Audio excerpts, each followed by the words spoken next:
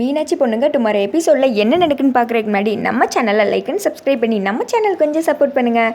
First சீனில் சக்தியும் வெற்றி ரூமுக்குள்ளே ஒன்றா இருக்காங்கல்ல, அந்த சீன் தான் காமிச்சிக்கிட்டு இருக்காங்க. வெளியில் பூஜா இதை பொறுத்துக்க முடியாமல் ரோஹித் கிட்ட ஹேண்ட்பேக் எடுத்துகிட்டு வான்னு சொல்ல, ஐயோ இப்போ நம்ம உள்ளே போலாட்டி இவளுக்கு நம்ம மேலே சந்தேகம் வந்துடும், சரி போவோம் அப்படின்னு சொல்லிட்டு உள்ளே போனால் 2 பேர் ஒன்றா இருக்காங்க. அதை பார்த்து ஷாக் ஆகிட்டு என்னடா பண்ணுறது ப்ரோ நான் எதையும் பார்க்கல ப்ரோ அப்படின்னு சொல்லிட்டு குடுக்குன்னு ரோஹித் வெளியில் போயிடுறாரு. பூஜா அது வெற்றி சக்தியோட ரூம், என்ன இப்படி பண்ணிட்டேன் அப்படின்னு சொல்ல, என்ன ரோஹித் நீ கதவை தட்டிட்டு போயிருக்கலாம்ல, போ ரோஹித் அப்படின்னு சொல்லிட்டு பூஜா கிளம்பிற.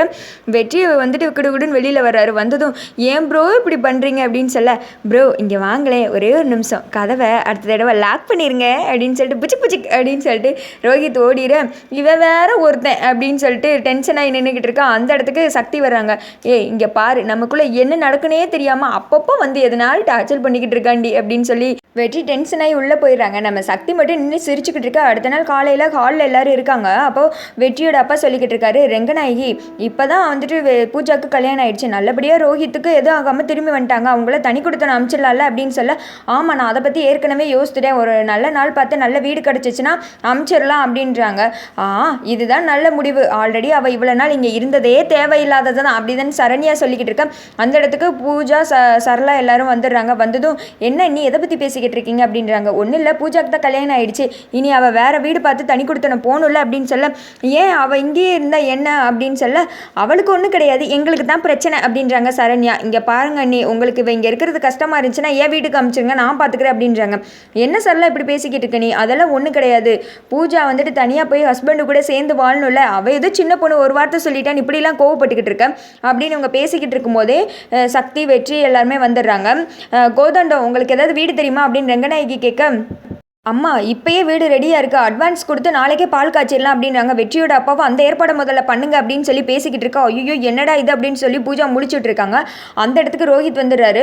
அங்கே இங்கே நீ எதோ தேடுற மாதிரி ஆக்ட் பண்ணிக்கிட்டு இருக்க, என்ன தேடுறீங்க அப்படின்ற மாதிரி பூஜா கேட்க, என்னோட மொபைல் எங்கே அப்படின்றாங்க. ஐயோ உங்களோட மொபைல் பேண்ட் பாக்கெட்டில் தான் இருக்குது அப்படின்னு சொல்லிட்டு பூஜா எடுத்து கொடுக்குறாங்க. ரெங்கநாயகி கேட்குறாங்க என்னாச்சு ரோஹித்துக்கு அப்படின்னு சொல்ல, மலையிலேருந்து கீழே விழுந்தால அப்போ இப்படி தான் short time memory loss problem ஆயிடுச்சு அப்படின்னு சொல்ல, பார்த்தீங்களா நீ இப்படி இருக்கும்போது நான் எப்படி வந்துட்டு பூஜாவை இவங்க கூட தனியாக அமுச்சு விட முடியும் அப்படின்றாங்க. சரி ரோஹித்துக்கு சரியானதுக்கு அப்புறமா இவங்க இங்கேருந்து போட்டோம் அப்படின்னு சொல்லிடுறாங்க. எல்லாரும் கிளம்புங்க அப்படின்னு சொல்லிட்டு கிளம்பிட, அப்போ வந்துட்டு சக்தி கிட்ட வர்றாங்க பூஜா. பார்த்தையா இந்த ப்ராப்ளத்தை வச்சே நான் இங்கேயே இருக்கலான்னு பிளான் பண்ணிட்டேன், நீ என்ன நினச்சா வீட்டை விட்டு போகிறனோடனே ரொம்ப சந்தோஷப்பட்டிருப்பில்ல, இப்போ உனக்கு மூஞ்சியே சுருங்கிடுச்சு என்ன அப்படின்றாங்க.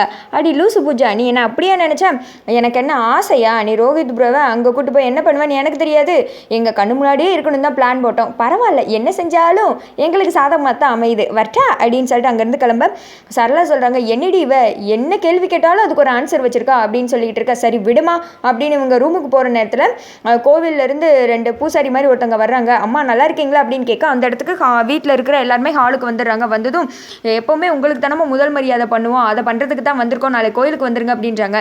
எப்போவுமே எனக்கு தான் பண்ணுவீங்க, ஆனால் இன்னைக்கு நான் வேற ஒருத்தங்களை தேர்ந்தெடுத்துருக்கேன் எனக்கு அடுத்து அப்படின்னு சொல்ல, வெற்றி உனக்கு யாருன்னு தெரியுமா அப்படின்றாங்க ரெங்கநாயகி. அம்மா நீங்கள் யாரை தேர்ந்தெடுப்பீங்கன்னு தெரியாதா, உங்களுக்கு அடுத்து எல்லாமே சக்தி தானே இந்த வீட்டுக்கு அப்படின்னு சொல்லிக்கிட்டு இருக்கேன், நான் அவளை இன்னும் என் மருமங்களாவே ஏற்றுக்கல, நான் பூஜாவை தான் தேர்ந்தெடுக்கேன் அப்படின்றாங்க. எம்மா இது உங்களுக்கே நியாயமா இருக்கா அப்படின்னு வெற்றி கேட்க, ஐயோ விடு சக்தி, இது அத்தைக்கு வந்தது, அத்தை யாருக்கு மனசார கொடுக்காங்களோ அவங்களே ஏற்றுக்கிறட்டும், எனக்கு ஒன்றும் பிரச்சனை கிடையாது அப்படின்னு சக்தி சொல்லிடுறாங்க.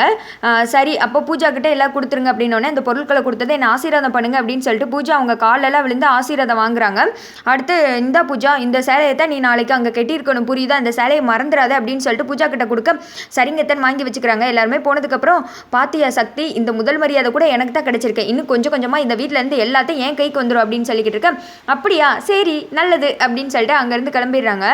என்னடி இவ தோத்தாலுமே ஜெயிச்ச மாதிரி ஆக்ட் பண்ணிக்கிட்டு இருக்கா அப்படின்னு சொல்ல, அதாம்மா இவளோட ஸ்பெஷாலிட்டியே, நம்ம முன்னாடி தோத்த மாதிரி காமிச்சிக்கிற மாட்டா அப்படின்னு பேசிட்டு இருக்காங்க.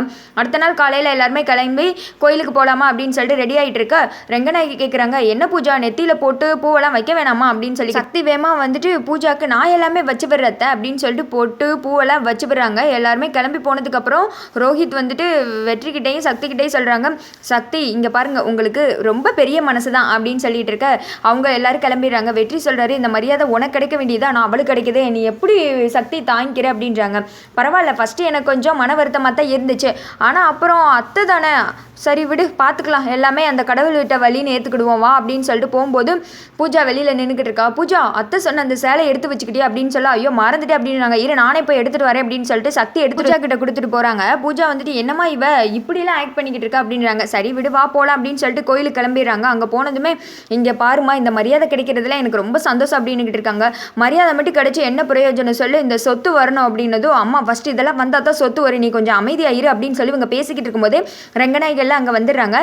இங்கே பாரு பூஜா, இந்த முதல் மரியாதை உனக்கு என் குடும்பத்தில் இருந்தால் உடனே கிடைச்சிருக்கும், ஆனால் நீ வேறு வீட்டு பொண்ணுல, அதனால ஃபஸ்ட்டு வந்துட்டு நான் சொல்கிற மாதிரி பண்ணாதான் உனக்கு கிடைக்கும் அப்படின்றாங்க. என்னத்தை பண்ணணும் அப்படின்னதும் பூ மிதிக்கணும், அது ஈஸி தான் அப்படின்னதும் சரி சரி அத்தை எனக்கு ஒன்றும் பிரச்சனை இல்லை அப்படின்றாங்க. அடுத்து பூஜாவை கூட்டு போய் தண்ணியெல்லாம் ஊற்றுறாங்க. அதோட பார்த்தீங்கன்னா இந்த எபிசோடு வந்துட்டு முடிஞ்சிடுது.